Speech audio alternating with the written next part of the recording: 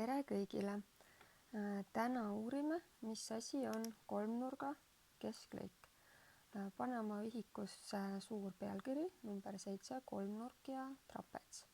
Ja siis väiksem pealkiri, kolmnurga kesklõik.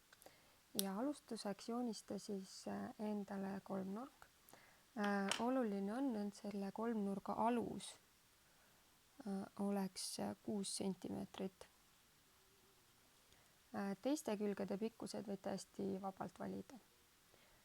Nii, ja kuna pealkiri on kolmnurga kesklõik, siis kuhu ma nüüd võiksin selle kesklõigu joonistada? See kesklõik on mingi joon, mingi lõik, mida siia kolmnurga sisse saab teha. Ja nüüd peaks loogiliselt mõtlema, et kus ta võiks asuda.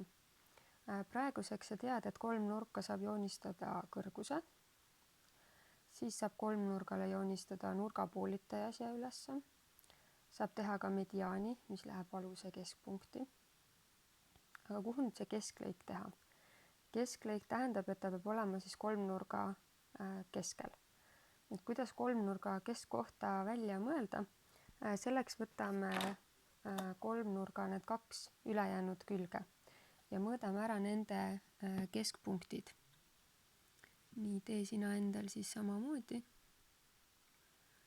Mõõda ära enam-vähem nende siis keskkohad. Ja teisel samamoodi.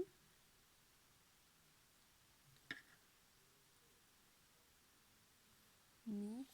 Ja nüüd kesklõik peaks siiski tulema, kui sa need keskpunktid, mis sa said, omavahel ühendad. Nii. Ma teen enda joonise peal selle kesklõigu teise värviga ka.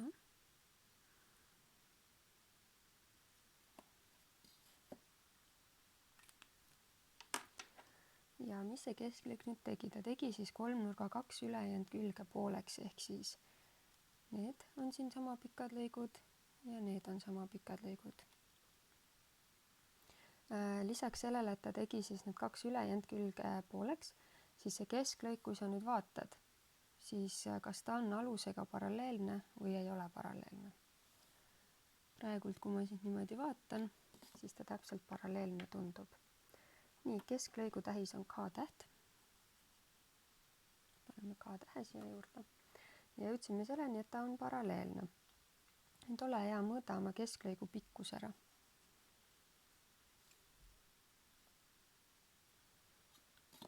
Kui sul on kõik õigesti tehtud, siis sul peaks kesklõigu pikkus tulema 3 sentimeetrit. Mis sa nüüd selle aluse ja kesklõigu pikkuse vahel märkad? Kui see oli 6, siis kesklõik oli 3. Kui ma teeksin mingi muu suurusega kolmnurga, siis oleks see kesklõik ka täpselt samamoodi sellest alusest, millega ta on paralleelne, täpselt 2 korda väiksem. Nii, ja paneme nüüd kesklõigu kohta siis mõned asjad kirja ka. Esiteks siis kirjutame selle välja, et kolmnurga kesklõik on lõik, mis ühendab kolmnurga 2 külje keskpunkte ja ta on siis selle 3. küljega paralleelne.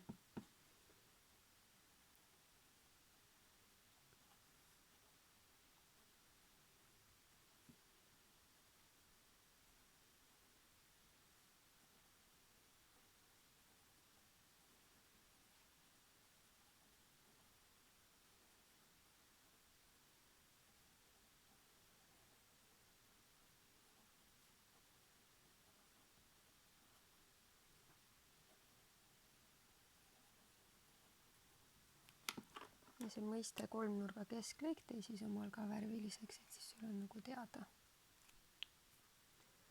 Nii, ja paneme selle ka kirja, et kolmnurga kesklõik on siis alati 2 korda lühem kolmnurga alusest, millega ta siis paralleelne on. Kesklõik on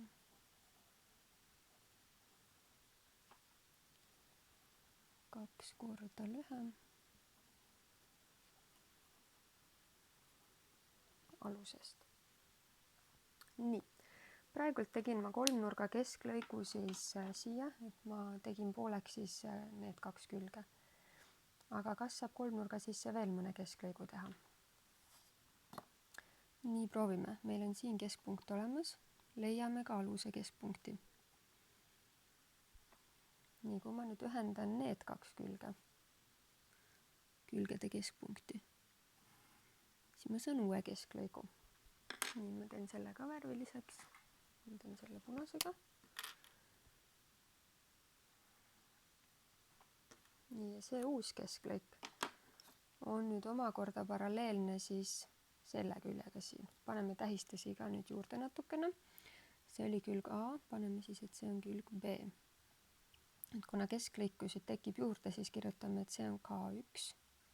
Paneme andmetesse ka, et see oli K1. Teine kesklõik on K2.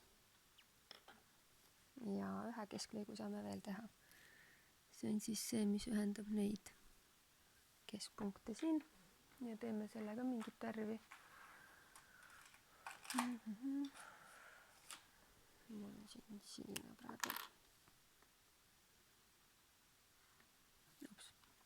Ja see on siis kolmas kesklõik.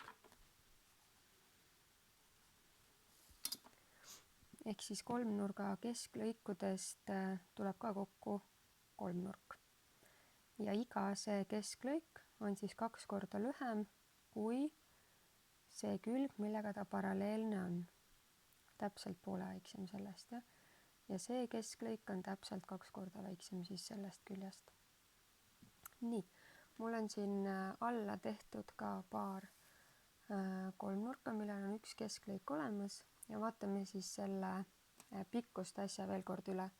Kui kolmnurga külg on näiteks 4 ja temaga paralleelne kesklõik on ka joonistatud, siis tema pikkus, nii nagu me enne vaatasime, on 2 korda lühem ehk see pikkus on siis 2. Nii, teisel kolmnurgal on ette antud mulle kesklõigu pikkus. Kui kesklõigu pikkus on 2,5 ja me teame, et ta on 2 korda lühem kui see külg siin, siis järelikult see külg on 2 korda pikem ehk 5. Ja siin kolmnurgas on ette antud siis külg 7 ja temaga paralleelne kesklõik on siis järelikult 3,5. Kolmnurga kesklõigu kohta ma annan sulle nüüd mõned ülesanded õpikust lahendada ja ma arvan, et sa saad nendega hästi hakkama.